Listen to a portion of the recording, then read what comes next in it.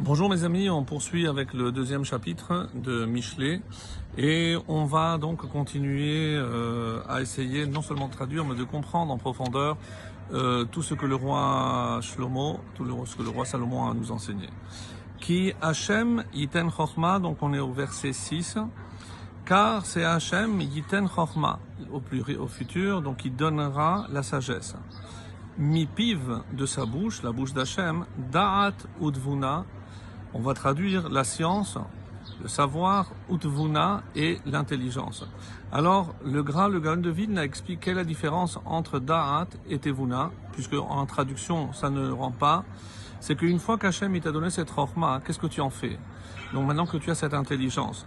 Alors, il dit comme ça, qu'est-ce que c'est le da'at? C'est sheyeda achorma leatzmo. C'est déjà pour qu'il puisse acquérir cette intelligence, cette sagesse pour lui-même.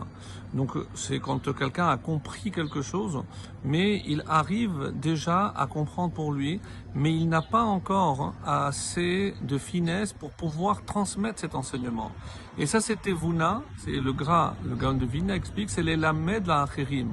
Parce que on peut concevoir des choses, mais pour les énoncer clairement, il faut les avoir bien intégrées. C'est la différence entre comprendre quelque chose et savoir la retransmettre. Yitzpon la yesharim tushia, verset 7. Yitzpon, il réserve, donc Tsafoum avait dit qu'il cache, la yesharim pour les hommes droits, tushia. Tushia, un mot difficile et avec plusieurs possibilités de traduction. Donc Tushia, d'après la traduction la plus simple, c'est son assistance, c'est dans le sens de réussir.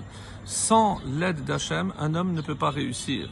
Tushia, c'est aussi une allusion à la Torah, comme l'explique le Gaon de Vilna toujours, en citant le traité de Sanhedrin 26b, Shemeteshet korguf shelomdeha, parce que quand on se donne à l'étude de la Torah, elle nous affaiblit, puisque notre âme est tellement attachée en haut que le corps s'affaiblit. Ou alors, le Metsudot Tzion, donc notre commentaire nous dit Milachon Yesh. Qu'est-ce que c'est Tushia? C'est quelque chose qui est permanent, quelque chose qui est éternel. Tushia, Lotashuv la Hayin. Comme tout ce qui a été créé, tout revient au néant, mais la Torah, elle ne reviendra jamais au néant. C'est une existence permanente. Magen leholche tam, et c'est un bouclier, leholche tom, pour ceux qui marchent droit dans l'intégrité. Et ici, Yitzpon, qu'est-ce qu'il a caché? Comment il a caché la Torah? Puisque nous connaissons le Midrash, qu'Hachem a caché la Torah pendant 26 générations. Il attendait donc cette génération du désert à qui il a remis ce trésor, la Torah. Pourquoi faire? L'Inetzor Orchot Mishpat, en protégeant donc des voies de Mishpat, du jugement, de l'équité. Vederech Chassida Vishmor, et en gardant le chemin de ses bien-aimés. Donc ceux qui aiment le chesed, ceux qui aiment faire le bien à l'image de Dieu.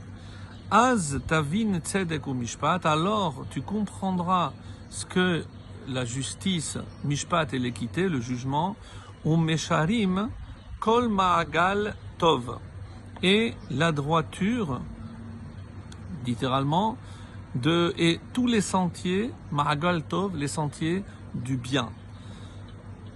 Kitavo Chochma Belibecha, car la sagesse entrera dans ton cœur, Vedaat Lenavshecha Yin'am, et ce savoir, cette science, Lenavshecha à ton âme, Yin'am, elle sera douce, elle sera agréable.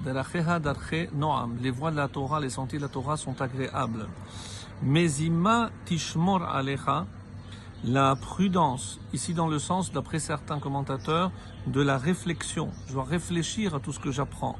Tishmor alecha, elle veillera sur toi, te protégera. Tevuna tintzereka, et à ce moment-là, cette intelligence, elle te protégera. Tintzor otra te protégera. Pourquoi faire?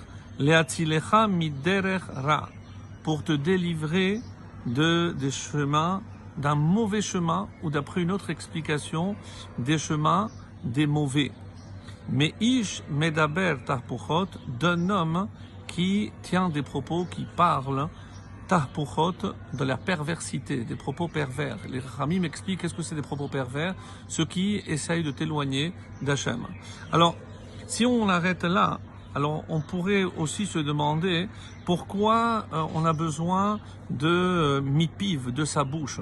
Donc on sait très bien que de la bouche d'Hachem, c'est la Torah. Et Hachem te demande, comme on avait vu, on avait vu déjà un peu avant, donc où on a dit que la tevuna titen kolecha. Il faut aussi élever la voix pour acquérir cette intelligence. À quoi cela fait-il allusion?